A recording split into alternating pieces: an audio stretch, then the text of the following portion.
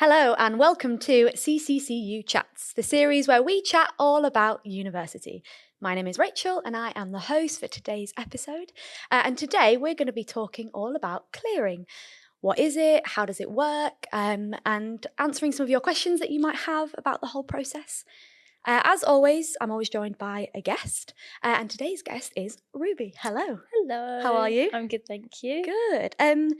Introduce yourself to us, what you study, where are you at in your university journey at the moment?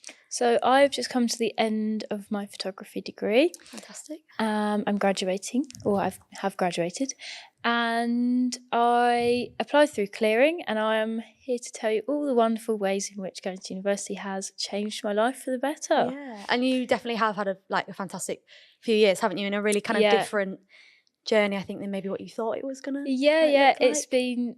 It's been full on, and if you had told me 3 years ago where I'd be now, I wouldn't even believe you.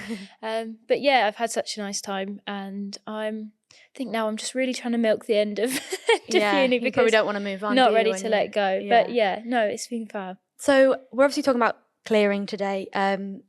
Before you went to university, what did you know about clearing and what it is and everything? So I knew nothing about clearing. So when I was at school, I had a lovely time. I really enjoyed my education. However, I always knew that I was looking forward to finishing and sort of having that freedom as everyone does. I got to the end of secondary school and I'd applied for sixth form just because it was what everyone else was doing. I got to it. I was doing quite academic degrees and I'm quite a creative person. I was in sixth form for a few weeks before I realised this isn't the path for me and I need to do something a bit more practical and a bit more creative. Yeah. So I applied to college. So I went and I did my first year an art and design national extended diploma. I got a year into the course and as much as I enjoyed it, again, I found myself at the end of the year like, okay, no, I really am done. Like, get me working. I need to be earning some money. I need to be out there. Education isn't for me. Okay. So I left my national extended diploma a year early. And then I found myself again in August. September was coming around and I thought, I'm not ready to give up. I didn't have a completely rounded degree, or a rounded qualification. So I thought, okay, I need to go back to college and then at least kind of round off the corners and at least I finish college and then I'll be done. So I was in a funny position actually because, like I say, I'd done half of a national extended diploma. So when it came to applying for a second year of university, I'd moved to Essex and the college I was going to had a sort of a different awarding body.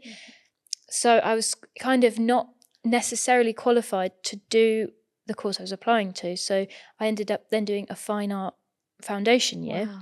So I had to reach out to the UCAS and kind of say to them, hey, like I would really like to do this foundation degree, but I've only got half of a national extended diploma. Would this qualify me to go on and do that? Right. And they said to me, yeah, that's fine. We could make that work. So they reached out to my college and they said, yeah, she's fine to go ahead. Like she's done a year in the field already. And so I was really lucky that qualified me to then do a foundation year. Which was at college? So that was at college. Okay, yeah.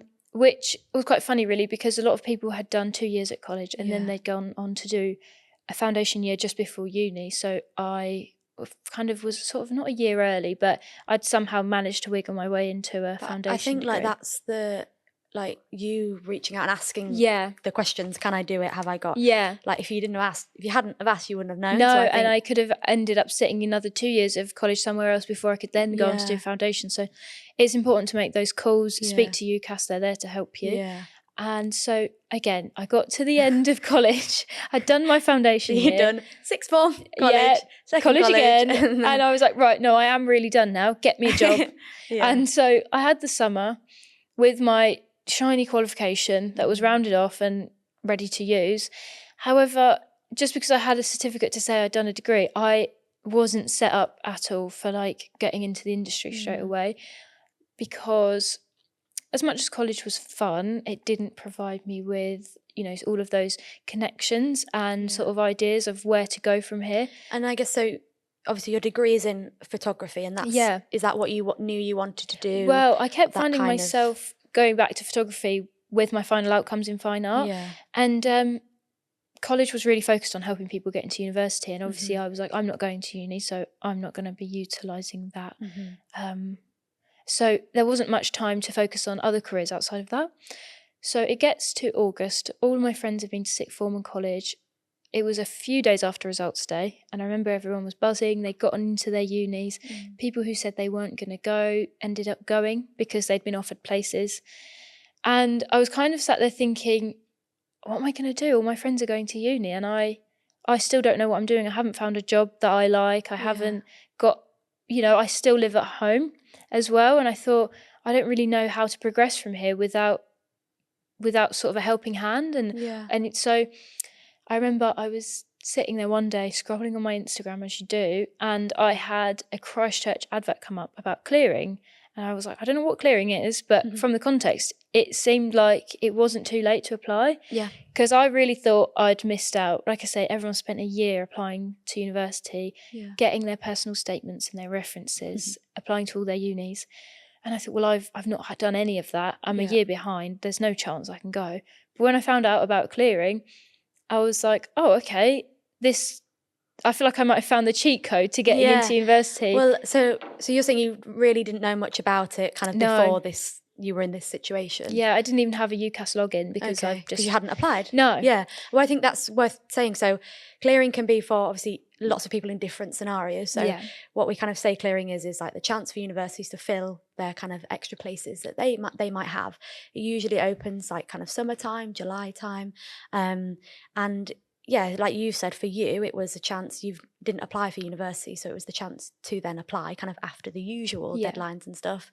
But then I guess, people use it, like your friends on results days, maybe if some of them didn't get the results they wanted, they then used clearing to apply for other universities. And then some people change their mind, don't they? Like you might have applied and then realise, actually, I want to go somewhere else or do something different. So clearing can be used for that as well. So feels like it fell in your phone. It was there in your phone, kind of. And it was funny because I knew that a few of my friends had done clearing because some of them, like you say, they didn't get the results they wanted, and then some of them they decided, actually, I want to, I do want to go to uni, but I want to stay somewhere closer to home. Yeah. So again, changing your mind, it was, they're that step ahead because they've got that UCAS set up, but it's really, you've not. Just because you've had offers from places, you're not stuck or bound to those places. You can still, reach out. And so the process was so easy. I sat there and did it on my phone. Talk to us about that too. So I go on there and I'm reading through some things, and something that stuck out to me especially, like I said, I was feeling quite lost. I was still living at home. I hadn't found a job I enjoyed. And something that was sort of shining to me at the time is that Christchurch were offering a guaranteed accommodation for anyone that applied through clearing on that year. So I was quite lucky with that. And so I thought, okay, no, that's great. Like, if I do get a place, then I'll be lucky enough to have somewhere to live as well for that first year. I think that's a worry, isn't it? That like, because I'm applying through clearing, I'm too late. Yeah. I've missed the boat. I can't have accommodate, everything. Everyone else is far ahead of me. Yeah. But like you said, and we'll talk about it as we kind of go on, I think it's fair to say that you didn't experience any of it. You might have had those worries, but actually, in actual fact, you were fine and you got accommodation and things were sorted. And any questions I had, they were either available to find on the website or just through the contact details. There was lots of emails I sent to the admissions team and stuff like that, that just really helped me. So I did the application from my phone, and it was easy enough to set up. And obviously I knew I had to set up my UCAS, and that was, for me, that seemed like the biggest hurdle. So getting a UCAS account set up when all of my peers had spent the last year polishing up their UCAS, and I was like, okay, I need to do this because it was August and it was a few weeks before the course was due to start, so I need to get this done like as quickly as possible. Just having all of your qualifications ready was quite handy. So obviously I'd had to dig up my certificate to try and get myself into the second year of college. So I had that at the ready, and I just received my grades from my second year of college. So I had that ready to go. The only thing I was worried about was trying to get a personal statement that late, because I'd moved away from college. You mean a reference? Oh, yes, sorry, a reference. Yeah, so in your application, you've obviously got your qualifications, a personal statement. Yeah. Did you have to do a personal statement as well? Yes, so I did a personal statement, but it was like I say, again, it wasn't as daunting as they all made Yeah. it seem. Obviously, when you're at college, your lecturers, they want you to get into uni, Yeah. and they want you to have a shining personal statement. But realistically, it is just what it is. It's a personal statement you write Yeah. about yourself. Yeah. And I think also, like, at that point you'd made the decision, like, you want to go to university. So your personal statement is going to be like good in a way, because you're applying Yeah. because you want to be there. So it's Yeah. like, you're going to have things to write about, and like you said, universities only want to hear from you, and they want to hear your experience. Yeah. And it's not as daunting as I think people make it out to Yeah. be. But yeah, sorry, go on. You were talking about reference was the thing that you were worried about getting. So because I'd sort of moved away from college and I didn't have those contacts to my lecturers, everyone else had their references written by the tutors, etc. And I was like, what am I going to do? I don't have anyone to write my reference. But what I didn't know at the time, but I found out from just asking those questions, was that you can have previous employers write those references for you. And so I think as well, it's really good to just have a reference written anyway, just whether or not you're going to university or for a job, but knowing that you've got references at the ready is something I would advise, because then it's there when you need it. People need to take time to write the reference, so you can't bank on someone doing something for you as quickly as you need them to. Yeah. So that was the only hurdle I had, but ultimately it made it very easy when I found out that actually anyone that knows you in a professional space can write a reference for you, which was good. And so I had it and I was ready, and I sent off my application.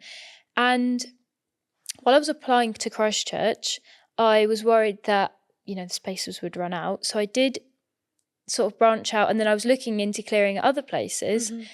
So I'd applied for a few other places, but I didn't have the same experience as I did with Christchurch. They got back to me really quickly. Before they'd accepted, they'd let me know that they'd received my application, asked me if I needed any more help, to reach out and sort of give you an applicant login, stuff like that, so you can track your progress. Whereas other universities I didn't hear back from until I was already halfway through my course at Christchurch. So it was a really straightforward process. And like I say, from seeing the Instagram pop-up to applying, it all kind of felt, like I say, like I'd found the cheat code to an easy application. Yeah, no, that's really good. But I think, like you said about having support, like it's quite stressful. It's quite a stressful time of year. Yeah, if you are applying at that kind of time of year, like you were, waiting for results, you've done exams and all those kind of things. But actually, even if you're applying as a mature student and you're using clearing, or even if you're at a different point in your life, applying can be a stressful thing. So I think knowing that you kind of had support to go to, you had phone numbers to ring if you needed and things like that, that's really going to help in that kind of journey, isn't it, and doing that. So so for you, I guess you applied in, you said, what, like 3 weeks before your course started or something. So you obviously already had your results. I guess worth knowing for those that maybe are waiting for results, they might then ring on results day and they might apply then once they know they've got their results. But like you said, being organised, knowing where your qualifications are and things like that, because during that application you'll have to have those ready to pull have up those whenever. ready. So you applied online, you didn't have to ring? No, so I mean, I made a few calls regarding other questions and stuff, and that was always good, but I think I made my whole application online. So you absolutely can. I think it's different for different people. I think for those that are applying kind of on results day, if it's a case of didn't get the grades or you've changed your mind, we encourage you to ring a member of the team, and they'll kind of talk you through the whole process. And it has to be kind of you ringing, you made your application, and it's important that you do it, not your parent and carer. And you represent yourself. Absolutely. And we want to hear from you, we want you to be the one making those decisions for your future. So and I think, like you said, have those conversations, know the useful websites to go to and things like that, and the earlier you can kind of prepare, the better. One thing actually I've just remembered that I was going to pick up on, you said about spaces on your course as well, and kind of the fact that you applied to other institutions just because you knew that obviously when you apply through clearing, it's not a given that all courses are going to be available. So I think it was actually a really kind of sensible thing that you said about seeing what else was out there, just in case, because not everything is available through clearing. But it's great that you managed to find, somewhere that was. And I think that when I was applying as well, Christchurch did also there were some recommendations online for other courses that were similar, just in case. Brilliant. So I think that's really good as well. Yeah, no, that's fantastic. So when we think about kind of the whole process of like going through clearing, we say that there are things you can do like before kind of making an application, there are things you can do whilst, and then things to think about after. Before, we've talked a little bit about them, but what would you kind of advise people to do before making that application through clearing? Are there any things, any top tips that you would? We've said like know your qualifications, I guess have like UCAS stuff there, emails maybe, and things like that you know are important. I think as well something really important is to sort of get to know the area that you're looking at as well. Yeah. So before I came to Canterbury, I looked into sort of what there was to do around, and also the job availability, and just think, is this somewhere I'm going to slot in? And obviously Canterbury is a very busy and creative place, and that's a city I thrived in. But check the surroundings and just, you know, get to know it, get familiar with it, because when you're applying through clearing, obviously it's going to be a quick turnaround between living at home to being in the middle of the city in a course. So try and sort of get your bearings with it beforehand and make some connections with, I think all of the information for course leaders is online. So I made sure to send some emails and get to know some of the course leaders before I started my degree, just to sort of establish yourself so you know where to go for support as and when you do start. And the other thing is to sort of get accommodation sorted. So that was quite important, so that you know you're set up, you have a move-in date in time for your course. Yeah, so all of that stuff really, like the basics of getting ready to move to uni is quite important. Yeah, and there are kind of, like you've talked about the process, there are quite a few kind of steps to go through. So for some people as well, if they've rung, they might have been given like a verbal offer, but they might have steps to do after. So it's making sure that, what is it, all the I's are dotted and the T's are crossed, or whatever the saying is, like that everything is done. Obviously for you it was all kind of online, but especially for those that are ringing. But so you talked about accommodation and kind of arranging that. Also student finance, I guess, is something. And if someone has applied to a different institution and they're changing institution, they'll have to let student finance know. Equally for yourself, you won't have applied for student finance, will you? No. So you had to do all that as well? So that's something I actually needed a bit of encouragement and reminding of, because once I'd had my offer to Christchurch, I was buzzing, I was ready to go to uni. And I kind of didn't really think about the fact that you actually need to apply for the student finance and get your, you know, all of your references sorted for that as well. So I personally left it a little bit later than I should have, because it was just something I forgot to consider. So that's something I definitely recommend is once you've got your offer, reach out to student finance and get it in the works, because obviously they have so many loans going out that time of year. It's a very busy time of year, so you need to get everything sorted. But personally, that was the only real hurdle I had with coming to university for the first time, is there was a delay in my finance, which is normal. Like I say, it's a busy time of year, but the university and the support team have contacts that sort of fast track you to student finance, even in the busy periods. So they were really helpful in organising things for me. And obviously they deal with a lot of cases where student finance has been delayed or there's been an issue. So they know what they're doing, and they obviously knew what they're doing more than me. This was my first time dealing with student finance. So they were really helpful in pushing it along, making sure that the finance would come in on time. And obviously it's a big concern. It's the first time you're living on your own. And you're like, oh, like I need this money to pay my rent for the first time. But the other thing about Christchurch is the way that the student accommodation is financed. It lines up nicely with how your student finance comes in. So it just takes that worry off your shoulders. And they were able to help me and move things around when there was going to be a delay. So I would urge everyone to make sure you've got that sorted before you start packing up the car. It's like you need to make like a little checklist, don't you? Like apply, and then, you know, if you've rung, make sure you do the things online, and then accommodation, student finance. But you can apply for student finance about, is it 9 months after kind of the start of your course? So obviously the later you apply, the later you may get kind of the money in, like you're saying. But even what you applied 3 weeks before and you still had that student finance there for when you moved in. So that's great. And like you said, obviously money is a big thing that people are worried about. Obviously if people are not, choosing to stay at home, you know, if they're not moving, they may still use student finance and stuff, but still really worth doing. And I think you said a nice thing as well about kind of celebrating and being excited, and that's you know, that's another thing to do, isn't it? Like celebrate, like you're Yeah. going to university, you've done it, you've got a place, whether it Yeah. was that you've didn't get the grades and you've had to change your plan, whether it's that you changed your mind, whether it's that you've actually, you know, think of like the month before, like in the summer, that wasn't what you were expecting to do. And then No. August and September's come around and there you are. Like I think Yeah. it's a massive thing and it's so exciting. It was, yeah. And And yeah, I mean, with the grades and stuff, I think especially if you've not had the results you've wanted, I am a big advocate, and I know that a lot of people I've said this to in the past, I've been like, no, grades are important. They aren't that important. If you get an offer, even if it wasn't the one you were hoping for, like just go for it anyway. Like I say, Yeah. I went through uni expecting never to go. So especially for my friends who didn't get the results they wanted and they thought, oh no, like I'm not going to go to the university I wanted to or get to go on the course I wanted to do, there's still opportunities for clearing and you'll Yeah. come out with a degree and you'll be so much better off for it. I think it's about being open-minded. Like I remember Yeah. I had a friend that set her sights on this degree at this university and didn't get it and had to go through clearing. And at that time, it was like the worst thing, you know, Yeah. because obviously it's so stressful. Yeah. But she had the best 3 years, and like you're saying, I don't think it even crossed her mind now, looking back, as something as big of a deal as she was kind of Yeah. making it out to be. Like, so yeah, I think you're right. It's a positive time, Yeah. and you should celebrate that. And yeah, but I think you've said some great things as well about thinking about looking at what's important to you as well. Again, if you're looking at the area, if you are moving somewhere that you didn't think you were going, I've got some other kind of top tips as well. Things like maybe don't book a holiday on results day. That's something that we would Yeah. always say to people if you're in that boat where you're waiting for results.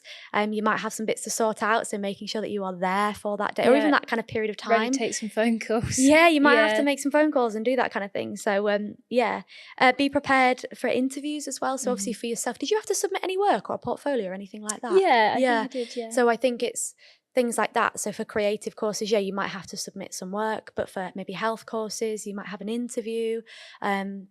That often they can do on the day as well. So being prepared for that as well, in your whole kind of application journey, making sure you're not caught short with any of that kind of stuff.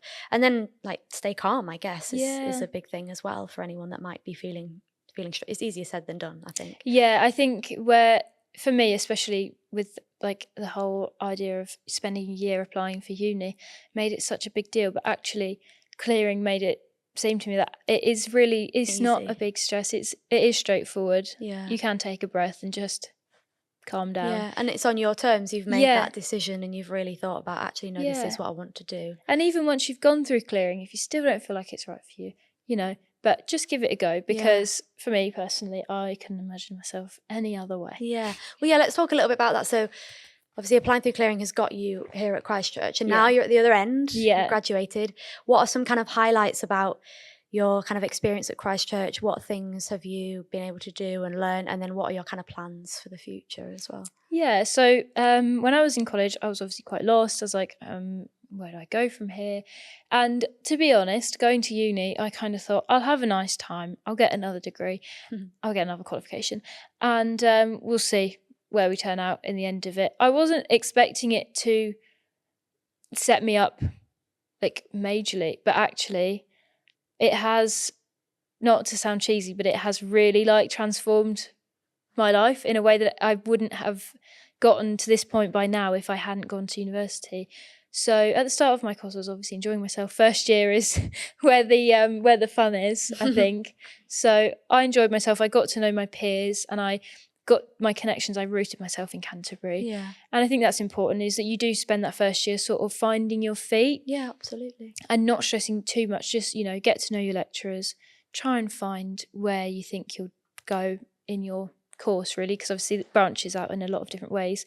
So I just sort of spent the first year not focusing too much on getting the best grades, but making those relationships and finding my feet. And then my second year, obviously things start to get a bit more serious because it starts to count towards your final grade. But again, I was just getting to know the industry more and more. And people always say that university, a lot of it is self-taught and that your lectures are they just point you in the right direction. But I think for me personally, especially with a creative degree, I've learned more than I expected to. So even if it's not completely relevant to your course, like I learned a lot to do with business and running Nice. my own business and stuff like Yeah, that. talk to us about that, because Yeah. there's also some like support from the careers team at the Yeah. university and So then I get to my third year and I'm like, okay, I want to start taking this all seriously. Like, okay, I'm going to have a photography degree. I know how to use a camera, but, let's put that into some actual practical use. And we had a module, I think it was an optional one, and I opted for professional practices. So that was sort of teaching us how the photography industry works, because I think there's a lot of talk around creative jobs being difficult to make money in. However, I think it's maybe more of like a lack of ambition. So they were kind of just saying, like, don't let those sort of myths kind of get you down. Like, there is money to be made, but it doesn't just, the business mindset doesn't just come from anywhere. So then they encouraged us to make professional connections, sort of start getting paid for our work. And after we completed the module, I was like, okay, this is great, but I want to continue doing this. And so I remember going to my lecturer and saying, like, is there more support in place to help me set up a business, but properly? And they said, okay, yeah, there might be some funding or there might be some guidance. Let me reach out. And so we reached out to the careers team. They came back to me and they said, actually, yeah, we can put you on the Launchpad program. career development. Yeah, the careers Fund or development something. program. Yeah. So it was about 12 weeks, and ultimately the way I went into it was thinking, okay, I'll get a grant at the end of it. I'll get myself a camera. Let's sit through the 12 weeks. But genuinely, the 12 weeks of the program were so insightful. Yeah. It was really interesting how they managed to make every sort of seminar targeted towards so many different businesses, but it wasn't vague. It was actually very insightful for everyone, and it was really sort of bespoke to your own needs. So at the end of my course, I had made so many new connections. I'd learnt so much about, the legalities of taking bookings, taking money, taxes, registering as a sole trader, marketing. It was all so useful. All stuff that we touched on briefly on my course, but not in much depth. And the fact that and doing this has allowed you to kind of and learn so more about the it. university offering like that extracurricular education was amazing. And I would definitely recommend that even if business isn't your thing, look and see what else is available, because you're doing one course, but you can tie it into other things. I think it's really funny how before you went to uni, you were like, no, I want to just work. I want to get into the industry. And then actually you've probably got more skills now coming out of university to be able to do that. So it's full circle, it wasn't wasted, it's actually equipped you with being able to go and do that in the future. So I think that's fantastic. And clearing, I guess, has allowed you to do that. Absolutely. And if I hadn't gone through clearing and I hadn't gone to university, I'm not really sure. I don't actually think I would be in the creative industry. And I think that it's really amazing that I think there's this whole worry that if I go to uni, especially for a creative degree, like I'll come out the other end with a lot of debt and a lot of, no legs to stand on. But genuinely, I'm set up and I am running a successful business already, and I've only just graduated. So things are coming in thick and fast, more than I imagined they would, and I'm so pleased. Well done. That's so exciting. I know. I'm very excited that you can move on from Christchurch and you've got stuff to go to. Yeah, and it's all thanks to the university and the facilities and opportunities they have available. Because if I hadn't reached out and said, is there any chance I could get some help with funding a camera? I wouldn't have gone on this business course that set me up. And then in the end of it, I did actually get some funding and I got some equipment that I wouldn't have been able to sort of reach that goal as soon as I did and keep taking those bookings without, because obviously I was borrowing equipment from the university, which was great. And it's another great thing about the course, whatever field you're in, there's equipment and there's stuff there for you to use for your personal projects and just to sort of develop your skills. And so it was great. That's really good. Another thing that I know you've kind of been part of while you've been at Christchurch is the Learning to Drive Fund. Yes. Talk to us about what that is and how that's kind of supported you whilst you've been here. So that was something that I didn't learn about until I was in my second year, and I knew it would become available in my third year. And it was the opportunity to have help paying for driving lessons, which was a huge thing, because although your student finance only stretches so far, it gets to a point where the part-time job, it just doesn't cover driving lessons. They're obviously very, very expensive. But I know that Christchurch's one of their number one priorities is getting people into employment after they finish their course. I understand that they're up there in the top universities for that. So as part of that, they want to give you every opportunity you can to get working once you finish your course. And if not being able to drive is holding you back from that, they have help to offer. So that's sort of what it was. And they said, yeah, no, that's absolutely fine. If you let us know how learning to drive is going to continue to support your employment after you leave, we'd be more than happy to help you out with that. And they did. And I was 21 when I learnt to drive, so already a bit later than most of my peers, but I was so grateful to actually have that help at university.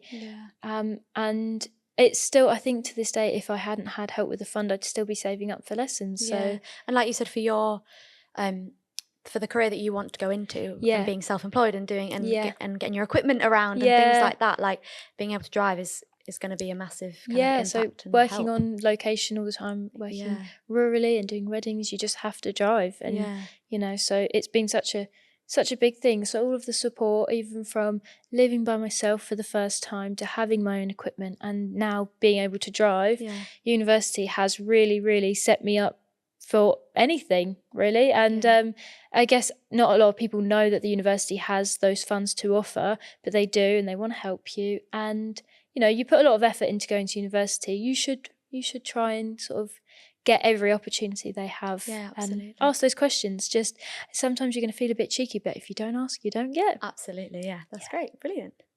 Okay, before we wrap up, because we're getting to the end of the episode, I'm going to read a few myths that are often kind of heard and said when it comes to clearing. I just want you to kind of quickly share your kind of thoughts on these as well. We've got one that is, clearing is only for those awaiting exam results or coming straight from school or college. No, absolutely You've not. proved that. I had no idea I was ever going to go to college, and it could have been years down the line and I still could have gone through clearing. So that is a myth. Another one is that it's only offered at lower ranking universities. No, so when I started looking into clearing, I saw that most universities do actually offer clearing slots. There's lots out there. Yeah, you've just got to do the research. Absolutely. Yeah. Another one, I won't be able to get support in place. So with Christchurch especially, I never had that experience. I mean, there's contact numbers everywhere, and with UCAS there's contact numbers, and so many people have done the uni process and are there to help you. And like student support and things like that, you can access it at any point. Even if you aren't already a student, like you can reach out and get, and like you said, make those connections before you kind of get there. Yeah, brilliant. I can't apply / change my student finance. We know that. No, they're flexible. Yeah. Like I say, they're there to help you out. They're not there to get you. Yeah, absolutely. That's great. Okay, and then some fun kind of this or that questions that are just related to university that we ask all our guests at the end of the podcast. So, early morning lectures or evening library session? I'm more of an early morning writer. Nice. I like my bedtime early. Handwritten notes or typing everything? Handwritten, but then it catches you out because it needs to be typed eventually. Oh, there you go. Group project or solo assignment? I'm more of a solo assignment kind of gal. I see. Night out or cozy night in? Oh, cozy night in. That was an easy one. Yeah, there was no hesitation. Maybe in your first year you might have said something different? No. Really? Yeah, maybe I gave it a go, but I was definitely more of a homebody. Part-time job or extra free time? Part-time job until I think you can... I think until you can excuse it. Okay. Because I've gone in and out of... But there's lots of opportunities at uni to sometimes work, you need the free time, which is why uni temps is great. They understand you. Music while studying or complete silence? Complete silence. I'm the same. I can't think over the words. I'm exactly the same. And then final one, reading week productivity or reading week sleep? Sleep. That's when you're getting your rest in. Yeah, that's when I get my free time. Yeah, so I pick up the extra shifts. And then sleep all the way through. Cool. Thank you so much, Ruby. It's been great to chat to you. Thank you. And really nice to hear such a positive story. I think clearing has such negative connotation. So hopefully for the viewers and the listeners, they've really kind of found comfort in what you've shared. So thank you so much and good luck with everything in the future. Thank you. Thank you so much to you guys for listening and watching and hearing this chat today. We hope you've enjoyed the episode.